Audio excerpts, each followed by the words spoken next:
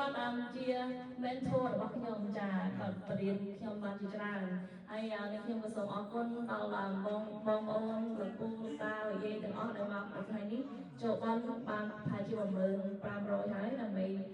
ហើយនឹងអរគុណដល់ប្រពន្ធដែលបាន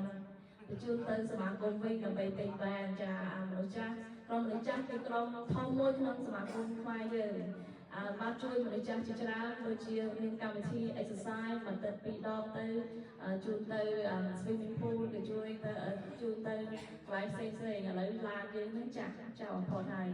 តាមនៅក្នុង local government state government ហើយនៅ federal government យើងគេមានដូចថាគេយើងអាច apply application ដើម្បីជួយអញ្ចឹងប៉ុន្តែយើងមាន application ខុសៗគ្នាចាដោយខាង local government គេជួយបានដូចថាយើងទិញទៅវត្ថុអីដើម្បីជួយនៅក្នុងសមាគមដូចជា computer អីទៅជួយបានឬក៏ជួយយកលុយហ្នឹងដើម្បីជួយឲ្យ staff យើងធ្វើការយើងមិនអាចយកលុយហ្នឹងមកទិញរថយន្តបានទេដោយថាវាមាន application ខុសគ្នាហើយខាង City Rider ហ្នឹងជួយសមាគមភាគច្រើនដោយថាយកលុយមកធ្វើពិធីបុណ្យចូលឆ្នាំឧទាហរណ៍ឬក៏ធ្វើពិធីអីមួយចឹងចានេះ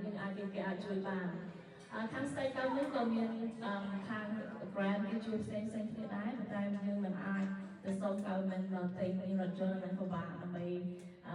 ថវិកាហ្នឹងវាពិបាកនឹងសុំចាដូច្នេះពិបាកដែរហើយយើងត្រូវបានបងប្អូនទាំងអស់គ្នាដែរជុំគ្នាដើម្បីជួយសមាគមយើងតទៅមុខទៀតចានេះខ្ញុំជាប្រធាននៅក្រុមស្ត្រីខ្មែរគឺចាប់ពីថ្ងៃ16ខែ5នេះ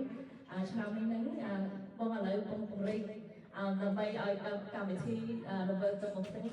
ដោយយើងមានដោយកម្មវិធីដូចជាតាំងសមាធិចាខ្ញុំស្គាល់ខាងដុនជីនៅខាងប្រទេសឥណ្ឌាគាត់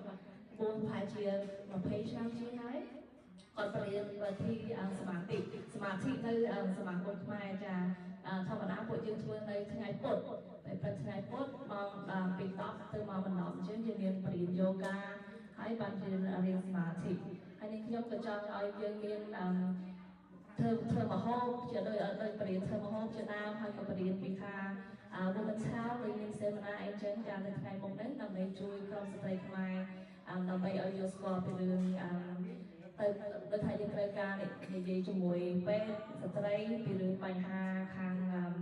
Women's Health ហ្នឹងយើងអាចតាក់ទងនៅខាងអ្នកណាខ្លះមាន agency អ្នកណាខ្លះនឹងជួយយើងបានហើយនេះខ្ញុំក៏ចង់ធ្វើខាងរបៀបប្រទេសក្នុង City Rider របស់យើងប្រជាជនមហោវប្បធម៌យ៉ាងច្រើនគឺយើងរស់នៅជុំគ្នា150ភាសាចាច្រើនណាស់ហើយដោយ